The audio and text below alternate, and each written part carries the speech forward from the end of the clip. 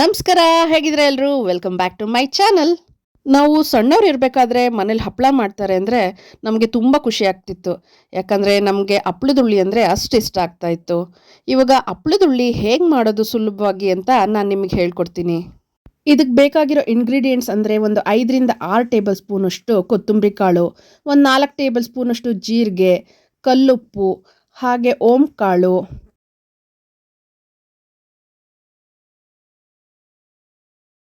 ಆಮೇಲೆ ಬೆಳ್ಳುಳ್ಳಿ ಒಂದು 4ರಿಂದ 5, ಒಂದು ನಿಂಬೆಹಣ್ಣು ಗಾತ್ರದಷ್ಟು ಶುಂಠಿ, ಹಾಗೆ ಒಂದು ಈರುಳ್ಳಿನ ಕಟ್ ಮಾಡಿ ಇಟ್ಕೊಂಡಿದ್ದೀವಿ.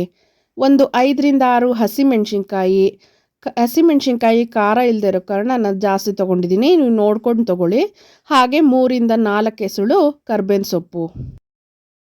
ಇವಾಗ ಒಂದು ಪಾತ್ರೆಗೆ ಒಂದು 2 ಕಪ್ಪಷ್ಟು ಅಕ್ಕಿ ಹಿಟ್ಟನ್ನ ಹಾಕೋತಾ ಇದ್ದೀವಿ. ನೋಡಿ, ಮೆಷರ್ಮೆಂಟಲ್ಲಿ ಈ ಕಪ್ಪಲ್ಲಿ 1 ಕಪ್ಪಷ್ಟು ಹಾಕಿದ್ದೀನಿ. ಈಗ ಮತ್ತೊಂದು ಕಪ್ಪಷ್ಟು ಅಕ್ಕಿ ಹಿಟ್ಟನ್ನ ಹಾಕ್ತಾ ಇದ್ದೀನಿ.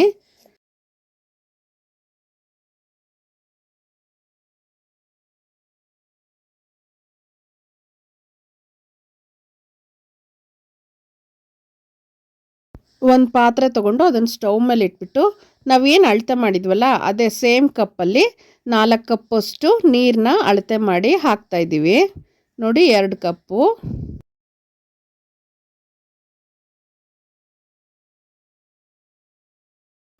ಮೂರು ಕಪ್ ಆಯಿತು. ಇವಾಗ ಮತ್ತಿನ್ನೊಂದು ಕಪ್ ಹಾಕಿಬಿಟ್ಟು ಗ್ಯಾಸ್ ಆನ್ ಮಾಡಿಬಿಡೋಣ.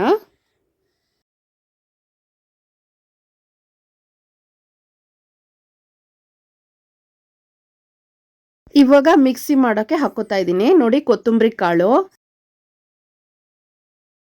ಆಮೇಲೆ ಜೀರಿಗೆ,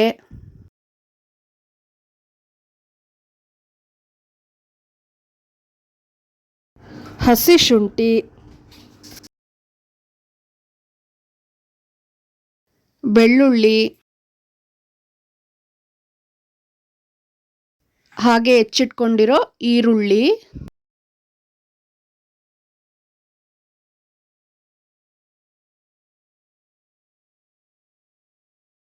ಹಾಗೆ ಹಸಿಮೆಣಸಿನ್ಕಾಯಿ ಹಾಕೊಳ್ಳೋಣ. ಜೊತೆಗೆ ಕರ್ಬೇವಿನ ಸೊಪ್ಪನ್ನ ಆ್ಯಡ್ ಮಾಡ್ತಾ ಇದ್ದೀನಿ. ನೋಡಿ, ಹಾಕೊಂಡ್ಬಿಟ್ಟು ಇದನ್ನ ಮಿಕ್ಸಿ ಮಾಡ್ಕೊಳ್ಳೋಣ.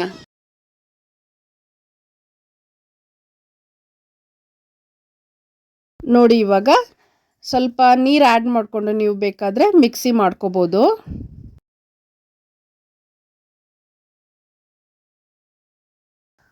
ಇದನ್ನ ತುಂಬ ನುಣ್ಣಗೆ ಆಗೋದ ರೀತಿ ನೀವು ಮಿಕ್ಸಿ ಮಾಡ್ಕೊಳ್ಳಿ. ಇದಾದಮೇಲೆ ಇದು ಓಂ ಕಾಳನ್ನ ಈ ಥರ ಕೈಯಲ್ಲೇ ಸ್ಮ್ಯಾಶ್ ಮಾಡಿಬಿಟ್ಟು ಅದಕ್ಕೆ ಹಾಕೋತಾ ಇದ್ದಾರೆ.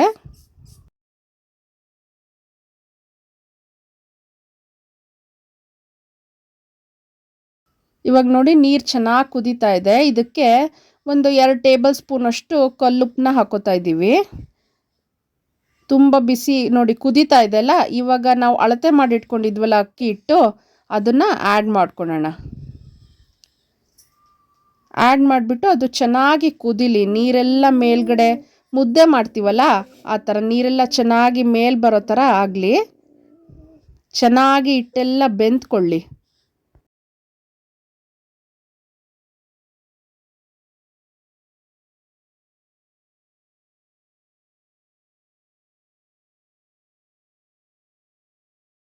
ಇವಾಗ ನೋಡಿ, ನೀರೆಲ್ಲ ಮೇಲ್ಗಡೆ ಬಂದಿದೆ. ಇವಾಗ ಹಿಟ್ಟೆಲ್ಲ ಚೆನ್ನಾಗಿ ಬೆಂದಿದೆ. ಇದಕ್ಕೆ ಮಿಕ್ಸಿ ಮಾಡಿಟ್ಕೊಂಡಿದ್ವಲ್ಲ ಅದನ್ನು ಹಾಕೋತಾ ಇದ್ದೀವಿ.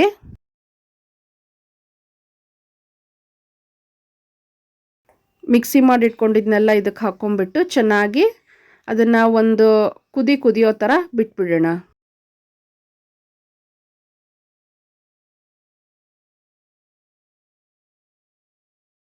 ಆಮೇಲೆ ಇದನ್ನು ಮುದ್ದೆಗೆ ಕೂಡಿಸ್ತೀವಲ್ಲ ಆ ಥರ ಹಿಟ್ಟನ್ನು ನೀರು ಜೊತೆ ಚೆನ್ನಾಗಿ ಮಿಕ್ಸ್ ಮಾಡ್ಕೊಳ್ಳೋಣ.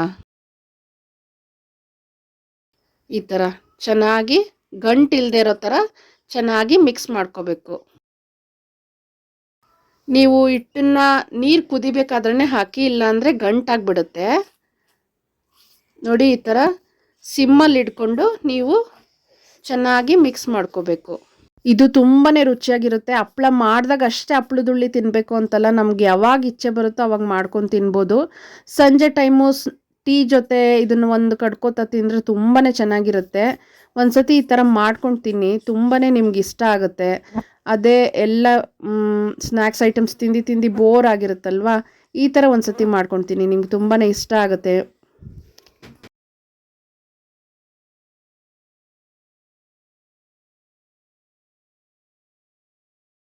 ನೋಡಿ, ಹಿಟ್ಟು ಗಂಟಿಲ್ದಲೆ ಈ ಥರ ಚೆನ್ನಾಗಿ ನಾದಿದ ಮೇಲೆ ಒಂದು 6ರಿಂದ 7 ಸ್ಪೂನಷ್ಟು ಎಣ್ಣೆನ, ಹಸಿ ಎಣ್ಣೆ ಇದು, ಏನು ಅಡುಗೆಗೆಲ್ಲ ಉಪಯೋಗಿಸ್ತೀವಲ್ಲ ಸನ್ಫ್ಲವರ್ ಆಯಿಲು, ಅದೇ ಒಂದು 6 ಟು 7 ಸ್ಪೂನ್ ಹಾಕಿದರೆ ಸಾಕು. 6ರಿಂದ 7 ಸ್ಪೂನ್ ಹಾಕಿಬಿಟ್ಟು ಮತ್ತೆ ಈ ಥರ ಚೆನ್ನಾಗಿ ಮಿಕ್ಸ್ ಮಾಡ್ಕೊಳ್ಳೋಣ.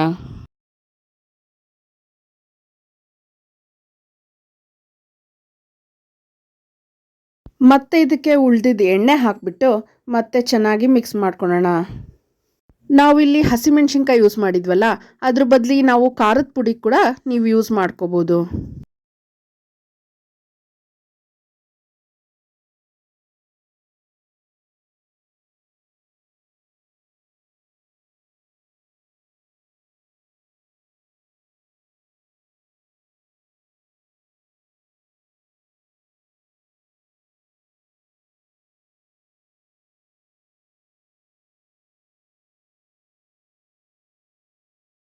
ಇವಾಗ ನೋಡಿ, ಸ್ವಲ್ಪ ಕೈಗೆ ಎಣ್ಣೆನ ಸವರ್ಕೊಂಡು ಈ ಥರ ಉಂಡೆ ಮಾಡಿಬಿಟ್ಟು ಉಳ್ಳಿ ಥರ ಮಾಡ್ಕೊತಿದ್ದೀವಿ.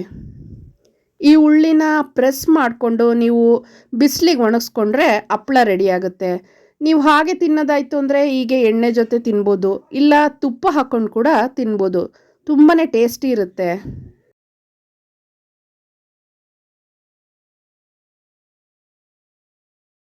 ಹಪ್ಳದುಳ್ಳಿ ತಿನ್ನಬೇಕು ಅಂದರೆ ಹಪ್ಳನೇ ಮಾಡಬೇಕಾಗಿಲ್ಲ, ಈ ಥರ ಈಸಿಯಾಗಿ ಒಂದ್ಸತಿ ಮಾಡ್ಕೊತೀನಿ. ಡಿಫ್ರೆಂಟಾಗೂ ಇರುತ್ತೆ, ಟೇಸ್ಟಿಯಾಗೂ ಇರುತ್ತೆ. ನಿಮಗೆ ಇದು ವಿಡಿಯೋ ಇಷ್ಟ ಆಗಿದೆ ಅಂತ ಅಂದ್ಕೊಂಡಿದ್ದೀನಿ. ಈ ಹಪ್ಳದುಳ್ಳಿ ವಿಡಿಯೋ ಇಷ್ಟ ಆದರೆ ನನಗೆ ಲೈಕ್, ಶೇರ್, ಕಮೆಂಟ್ ಹಾಗೆ ಸಬ್ಸ್ಕ್ರೈಬ್ ಮಾಡೋದನ್ನು ಮರಿಬೇಡಿ. Thank you. Have a nice day. Bye.